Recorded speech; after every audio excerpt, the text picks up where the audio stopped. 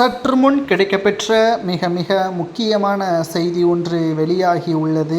அதிமுகவில் இணைந்த திராவிட முன்னேற்றக் கழகத்தின் மிக முக்கியமான நிர்வாகிகளும் தலைவர்களும் ஆதரவாளர்கள் தற்பொழுது அதிமுகவிற்கு ஒட்டுமொத்த கட்சியில் இணைந்ததை உறுதி செய்துள்ளார்கள். பெரம்பலூர், அரியலூர், தஞ்சாவூர் போன்ற மாவட்டங்களில் ஒட்டுமொத்தமாக திமுகவின் தொண்டர்களாக இருந்தவர்களும் அதிமுகவில் இணைந்திருப்பதற்கு என்ன காரணம்?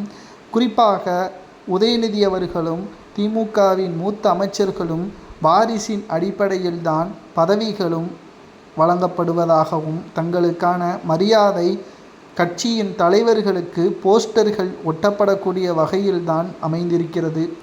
அடுத்த கட்ட வளர்ச்சி திமுகவில் கிடையாது. இனியும் திமுகவை நம்பியிருந்தால் குடும்பத்தினர்கள் நடுத்தெருவில்தான். மக்களும் திமுகவை புறக்கணித்து விட்டார்கள். அரசியலில் எதிர்காலமும் தங்களுடைய அர்ப்பணிப்புகள் கொடுக்கப்பட்ட போதிலும் கூட வளர்ச்சியை நோக்கி அதிமுக நம்மளை நிச்சயம் எடுத்து செல்லும் என்பதற்கேற்ப தஞ்சாவூர் போன்ற திமுகவின் மாவட்ட நிர்வாகிகளும் கூண்டோடு அதிமுகவில் இணைந்துள்ளார்கள். இதனால் எடப்பாடி பழனிசாமி அவர்கள் மகிழ்ச்சி அடைந்துள்ளார். தற்பொழுது திமுகவின் நிர்வாகிகளும் தொண்டர்களும் அதிமுகவில் இணைகிறார்கள்.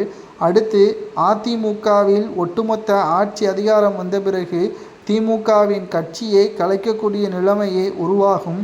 இனி திமுக ஒட்டுமொத்த தேர்தல்களில் தோல்வியை மட்டும்தான் பதிவு செய்யும் என்று எடப்பாடி பழனிசாமி அவர்கள் தெரியப்படுத்தியுள்ளார். சட்டசபை தேர்தல் நடைபெறுவதற்கு இன்னும் 6 மாதங்கள் தான் இருக்கிறது.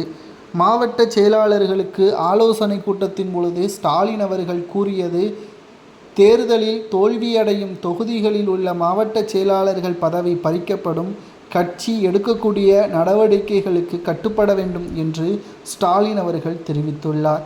நீங்கள் மக்களுக்கு நல்லது செய்தால் மாவட்ட செயலாளர்கள் களப்பணிகள் மேற்கொள்ளும் பொழுது திமுகவின் பெருமைகளை கூறுவார்கள்.